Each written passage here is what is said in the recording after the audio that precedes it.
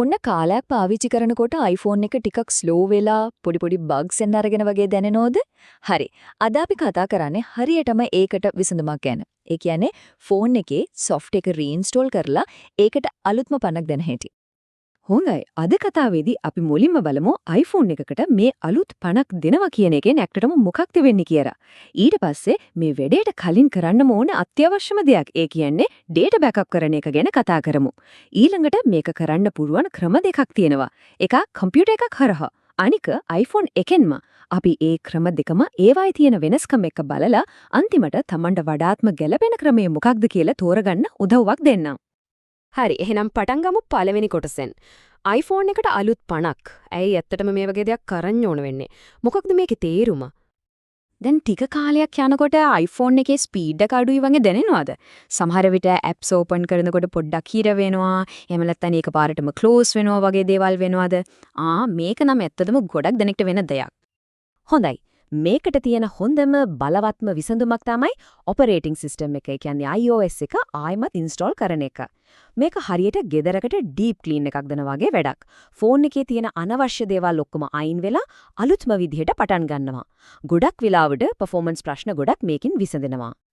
හරි අපි යමු දෙවෙනි කොටසට data backup කරන එක. මෙන්න මේක තමයි මේ සම්පූර්ණ process එකේ වැදගත්ම අමතක කරන්නම හොඳ නැති අනිවාර්යෙන්ම කරන්න ඕනම step එක. මම ආයෙමත් කියන්නම්. Tamanle data ටික backup කරගන්න. මේක අනිවාර්යයි. මොකද අපි මේ software එක reinstall කරනකොට ෆෝන් එකේ තියෙන හැමදේම මෙකිලා යනවා. photos, contacts, messages හැමදේම. ඉතින් මේ වටිනා දේවල් සදහටම නැති වෙලා යනවට අකමැති නම් මුලින්ම backup එකක් දාගන්නම ඕනේ. ඉතින් මොනවද මේ backup කරන්න ඕනේ? ඇත්තටම ඔක්කොම. Tamanගේ photos, apps වල data, phone settings මේ වගේ හැම පෞද්ගලික දෙයක්ම. දැන් මේක කරන්න ප්‍රධාන ක්‍රම දෙකක් තියෙනවා. එකක් තමයි Appleගේ iCloud එක පාවිච්චි කරන එක. අනිත් ක්‍රමය තමයි තමන්ගේ කම්පියුටර් එකට මේ බෑකප් එක ගන්න එක. හරි. බෑකප් ගැන කතා කරානේ. දැන් අපි යමු මේ වැඩේ කරන පළවෙනි ක්‍රමයට. ඒ කියන්නේ කම්පියුටර් එකක් පාවිච්චි කරලා කරන විදිහ. මේක තමයි ඇත්තටම වඩාත්ම සම්පූර්ණ ප්‍රතිඵලය දෙන ක්‍රමය. කම්පියුටර් එක හරහා කරන ක්‍රමයේදී වෙන්නේ ෆෝන් එක සම්පූර්ණයෙන්ම ඉරේස් කරලා. ඒ කියන්නේ ඔක්කොම මකලා දාලා Apple එකකින් නිකුත් කරපු අලුත්ම iOS version එක install වෙන එක. මේක තමයි නියම deep clean එක. හොඳයි. මේ වැඩේට බහින්න කලින් අපිට පොඩි checklist එකක් තියෙනවා. මොනවද ඕනේ වෙන්නේ? 1. Mac එකක් හරි Windows PC එකක් හරි 2. iPhone එක connect කරන්න හොඳ USB cable එකක් 3. Mac එකක් නම් Finder එක ඕනේ Windows PC එකක් නම් iTunes හරි අලුත් Apple devices app එකක් හරි install කරගෙන තියෙන්න ඕනේ.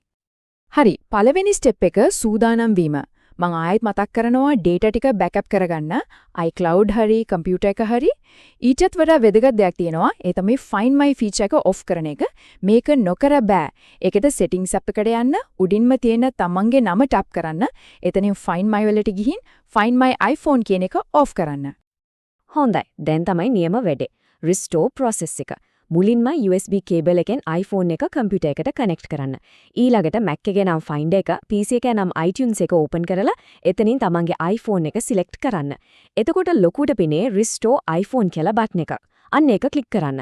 ඊට පස්සේ screen එකේ instructions ටික follow කරලා මට මේක restore කරන්න ඕනේ කියලා confirm කරන්න.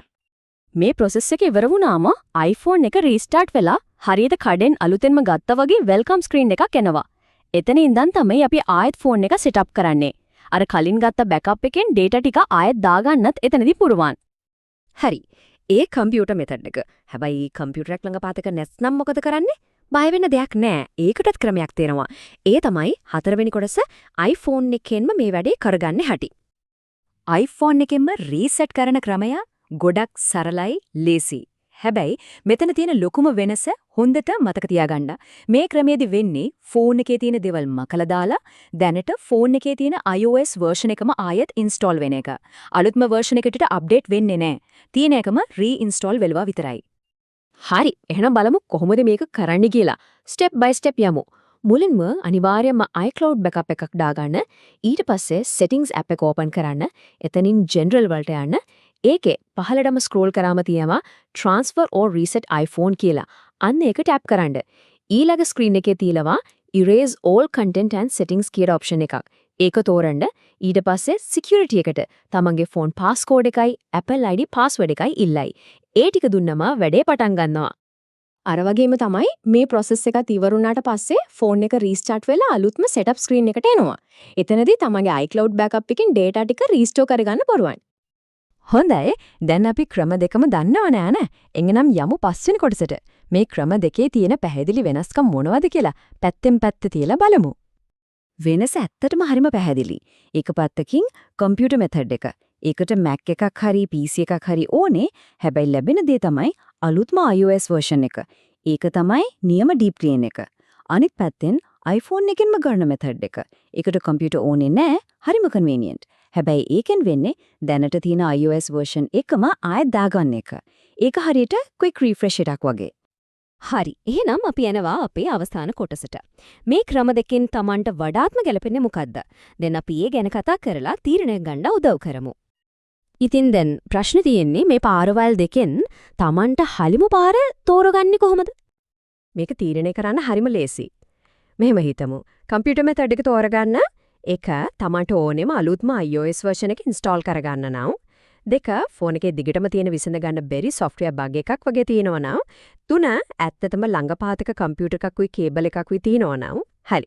දැන් iPhone එකෙන්ම කරන on device method එක තෝරගන්න එක ළඟ කම්පියුටර් එකක් නැත්තම් දෙක ලොකු දෙයක් ඕනේ නැහැ ඩේටා ටික clear කරලා fresh start එකක් ගන්න විතරයි ඕනේ නම් තුන දැනට ෆෝන් එකේ තියෙන iOS version එක ගැන කිසිම ප්‍රශ්නයක් අවුලක් නැත්නම් ඒක හොඳටම ඇති. ඉතින් මේ ඔක්කොම කතාවෙන් මතක තියාගන්න ඕන ප්‍රධානම කාරණය හරිම සරලයි. ඒ තමයි මේ. Tamanට ඕනේ අලුත්ම iOS එක දාගන්නද එහෙම නැත්නම් දැනට තියෙන iOS එකම ආයෙත් දාගන්නද? අන්දි ඒක තමයි ලොකුම වෙනස. හොඳයි. දැන් ඉතින් ෆෝන් එක අලුත්ම එකක් වගේ ෆ්‍රෙෂ් කරගත්තනේ. ඊළඟට එන ලොකුම ප්‍රශ්නේ තමයි මේ හිස් වෙච්ච ෆෝන් එකට ආයෙත් මුලින්ම දාගන්න ඕනේ ඇත්තටම අත්‍යවශ්‍යම apps මොනවද? ඒකට ටිකක් හිතන්න ඕන දෙයක් නේද?